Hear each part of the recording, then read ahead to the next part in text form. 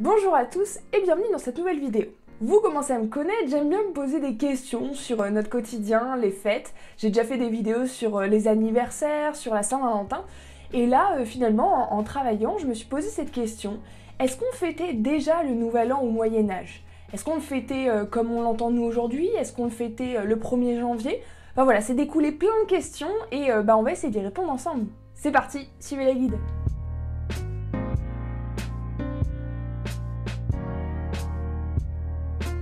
Bon, est-ce très utile de rappeler ce que c'est le Nouvel An? Je suis pas certaine, je pense que tout le monde fête ça à peu près tous les ans. En tout cas, sa signification, elle est évidente. Célébrer la fin d'une année qui vient de passer et célébrer la prochaine à venir, pleine d'espoir et de résolution qu'on ne tiendra jamais. C'est un sentiment qui semble assez humain de célébrer les cycles de la vie, le temps qui passe, et on retrouve ça déjà chez les civilisations les plus anciennes. Généralement, on fête ce qu'on peut voir, ce qu'on peut observer, et dans ce cas, le renouvellement des saisons, les solstices, les équinoxes, et ça explique que généralement sur la Terre, malgré les religions, les cultures différentes, on a tous des célébrations communes ou des fêtes et des rites qui peuvent se répondre. Dans le cas du Nouvel An, c'est exactement la même chose, mais vous voyez, ça va pas forcément se traduire de la même façon selon les civilisations. Par exemple, en Égypte antique, la nouvelle année, elle correspond à l'arrivée annuelle de la crue du Nil, qui arrive en été autour du mois de juillet. Donc là, rien à voir avec notre 1er janvier actuel. Les deux calendriers qui vont m'intéresser pour répondre à notre question aujourd'hui, c'est le calendrier julien d'une part, celui qui est instauré par Jules César en 46 avant notre ère, et le calendrier grégorien qui vient le remplacer au XVIe siècle. Les deux reposent sur le cycle des saisons et le temps de révolution de la Terre autour du Soleil, qui correspond à environ 365 jours. Aujourd'hui, on utilise toujours le calendrier grégorien instauré par le pape Grégoire XIII en 1582.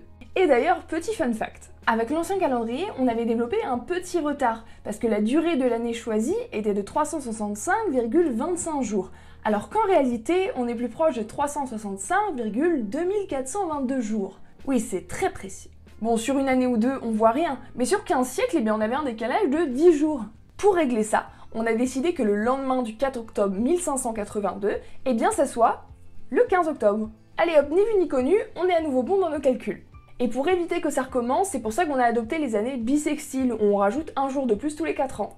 Si on reprend le calendrier julien, on voit que Jules César décide de faire démarrer l'année le 1er janvier, ce qui n'était pas le cas avant puisqu'elle démarrait en mars. Le nom du mois de janvier, ça vient du dieu Janus, le dieu des portes et des commencements, et à cette occasion, le 1er janvier, on fait des grandes célébrations en son honneur. Je trouve que la symbolique, elle est très belle parce qu'en fait, c'est une divinité qui a deux visages, un qui regarde vers l'avant, un qui regarde vers l'arrière, et en cette nouvelle année, en fait, ça nous invite à regarder vers l'arrière, vers le passé, l'année qui vient de s'écouler, puis la laisser passer et aller vers l'avant, vers la nouvelle année, qui s'ouvre finalement comme une nouvelle porte.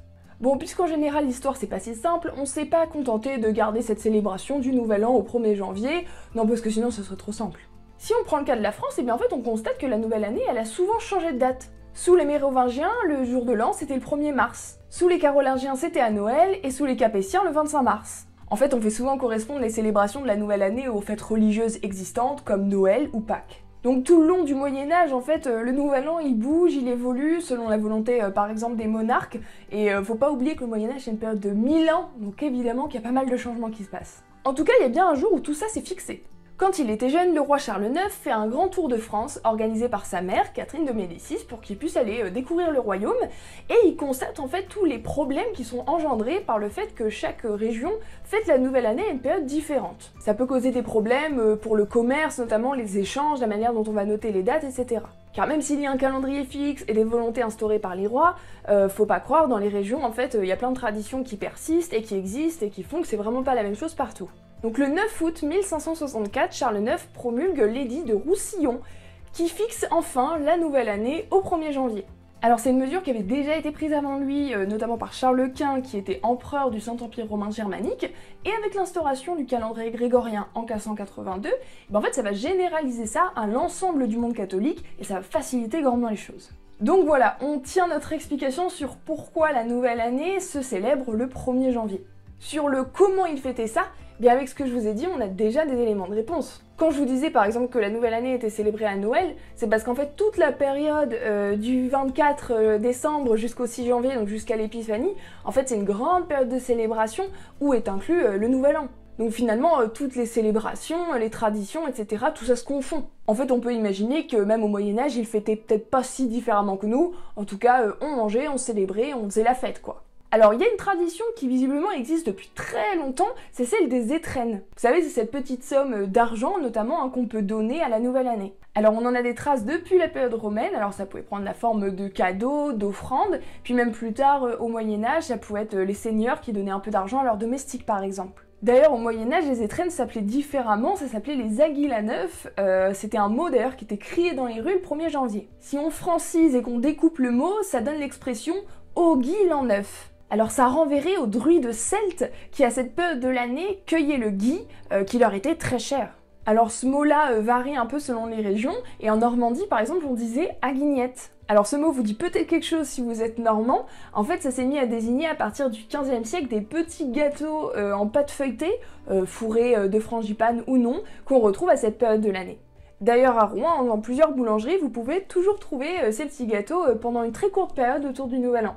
Alors je voulais quand même vous préciser qu'aujourd'hui dans le monde, tout le monde utilise le calendrier grégorien pour des raisons pratiques, que ce soit l'économie, le commerce, les transports, enfin vous imaginez bien. Mais en réalité, il y a plein de pays ou de peuples qui gardent aussi à côté leur calendrier traditionnel. Les Juifs ont un calendrier lunaire, les orthodoxes utilisent toujours le calendrier julien, ou encore l'Afghanistan et l'Iran qui utilisent le calendrier persan. C'est important parce que du coup ça explique que dans certaines régions du monde, le Nouvel An n'est toujours pas fêté le 1er janvier si on se calque en fait sur ces calendriers traditionnels. Alors je pense que l'exemple le plus connu que vous connaissez probablement, c'est celui de la Chine. Le Nouvel An chinois avec les feux d'artifice, les parades costumées vraiment connues dans le monde entier, il célèbre entre le 21 janvier et le 19 février. Alors la date elle est variable parce qu'en fait ils utilisent un calendrier qui se base à la fois sur le soleil et la lune. Alors à côté de ça, dans le pays, officiellement, leur année civile, elle commence le 1er janvier, ils ont bien le même calendrier que nous, mais finalement, ça reste des traditions qui sont encore vivantes.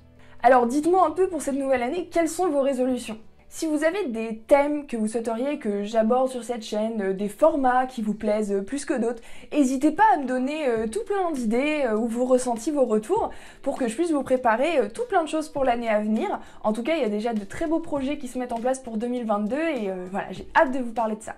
Merci encore pour votre soutien et votre fidélité et je vous souhaite à tous de très belles fêtes de fin d'année et on se retrouve à très bientôt dans une prochaine vidéo.